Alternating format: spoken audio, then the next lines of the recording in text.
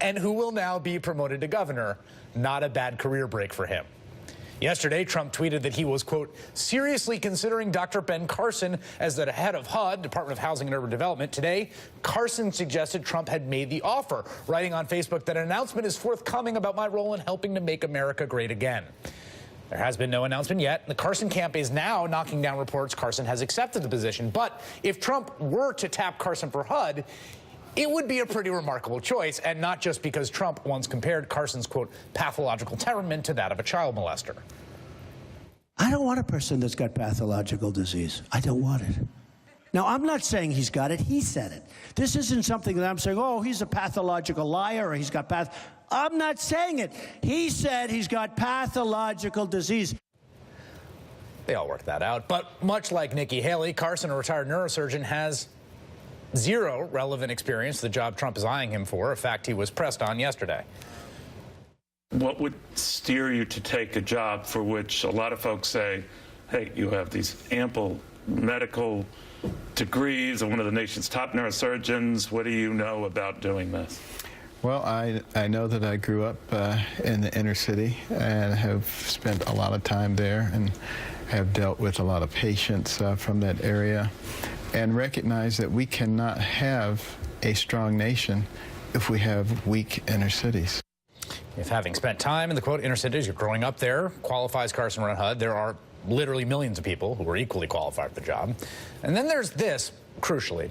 Last week, when reports surfaced that Carson was being considered to become Secretary of Health and Human Services, his business manager, Armstrong Williams, who tends to sort of speak for him, told NBC News that Carson simply doesn't have the experience to run a federal bureaucracy and believes it would be, and I'm quoting here, a disservice to try to do so. Williams added in an interview with The Hill, quote, the last thing he would want to do was take a position that could cripple the presidency. Despite that, Carson could soon lead an agency with 8,400 employees, a budget of $48.9 million, one that enforces fair housing laws, or doesn't sometimes, and oversees funding for 1.2 million households in public housing, among many, many more responsibilities. Joining me now are Morgan State University professor Jason Johnson, politics editor of The Root, and MSNBC contributor Josh Barro, senior editor of Business Insider. And Jason, I'll start with you. I got to say, like, you know, this feels like he was maybe going to get HHS. His own spokesperson says he is not qualified to run a federal agency.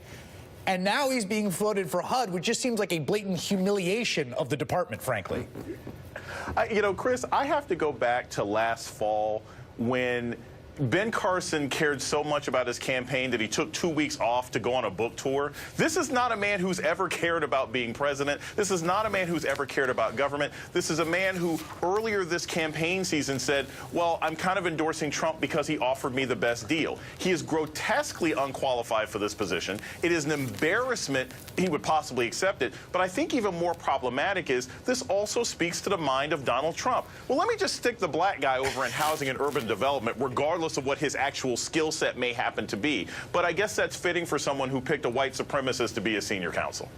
Josh, you know, one of the things here, I know a lot of people in the housing world, okay? It's sort of a world I'm familiar with. And in a weird way, I think there was this fear, there's this idea that, like, maybe it would be better to have Carson, who doesn't know anything, has no qualifications, than someone who is super qualified to destroy public housing or to, like, wage war on the department. Maybe, although the thing I find weird about this is Fred Trump made his fortune building subsidized middle-class housing. Right. Donald Trump complained in The Art of the Deal about the withering away of federal subsidies for apartment construction. It doesn't, I actually would You not... can imagine if anyone could actually find someone they know who's competent and qualified for this job, it would be the first real estate developer president in history. Right, yes. Exactly. And then the other thing is, I would not expect Donald Trump, of all people, to think of HUD as a throwaway department. HUD does all sorts of things related to housing. It's not just managing housing projects.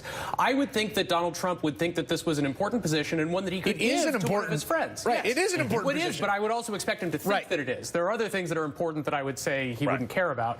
I find this weird. I want to wait and see if he actually gets named for it. And then the other thing is, I wonder if he would get confirmed if he was named. Because I think he would have a problem. He's so obviously unqualified. And then the other thing is, if you're a Republican senator, I think a lot of these senators resent people like Ben Carson who run these scam campaigns campaigns. I mean, they especially resented Donald Trump, who then won the nomination with one. And is going to be the president of the United States. Right, exactly. So, Right. I mean, if you're Ben Sass or some other Republican senator who doesn't care for Donald Trump and doesn't care for the circusification of the Republican Party, this seems like a place where you might just vote no on the confirmation. Jason, the Nikki Haley pick, which again, I mean, you know, in the category of plausible Republicans to take positions in an administration, doesn't seem like a terrible pick. She's a Republican. She has some experience, but also just a little out of nowhere from the experiential standpoint. And I love the fact that this is a huge promotion for one of his earliest backers who now gets to take the throne. Yeah, it's amazing. President-elect Trump has managed to pay off so many different people already in 2 weeks of being made president-elect. This is what I think is really important and somewhat problematic about Nikki Haley. It's not just that she has absolutely no international experience one way or another. She's had a few meetings with sort of Indian business people, you know, given her family connections. But it's not as if she even has a large amount of foreign investment as governor in South Carolina. She knows nothing about this particular area she's being put in. And given the fact that Donald Trump has pretty much said, I want to tear up NATO, I want to get rid of the Iran deal, I want to get out of the Paris Agreement, it actually would matter to have someone at the UN who knows the job. Yes, I mean, or given the fact that I think it is not I do not think it is an overstatement to say in many ways the world feels as unstable and precarious right now as in any time in the last 60 years. I mean, and the UN is a key body to navigate that in. Yeah, although, I mean, I'm trying to prioritize my outrage over these people. Yeah, sure, yes, and absolutely. this is one that I'm right, not yes. Well, it's not John Bolton. Right, exactly.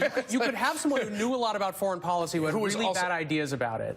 My sense is that Nikki Haley is sort of within the mainstream of the Republican Party.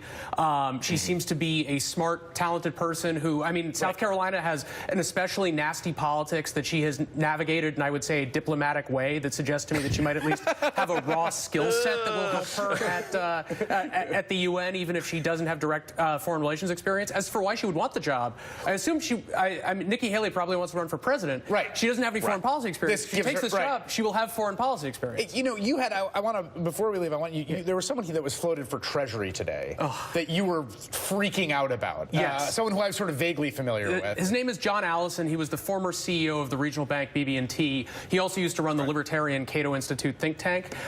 John Allison is a real libertarian ideologue on banking, would get rid of the FDIC, get rid of the Federal Reserve, get rid of most bank regulation. Get rid of deposit insurance, just to be clear. Yes. Right. Yeah. On the other hand, he says that banks should be required to have much more capital, be much less levered. He says, you know, get rid of all these complex rules, just make them have lots more cash.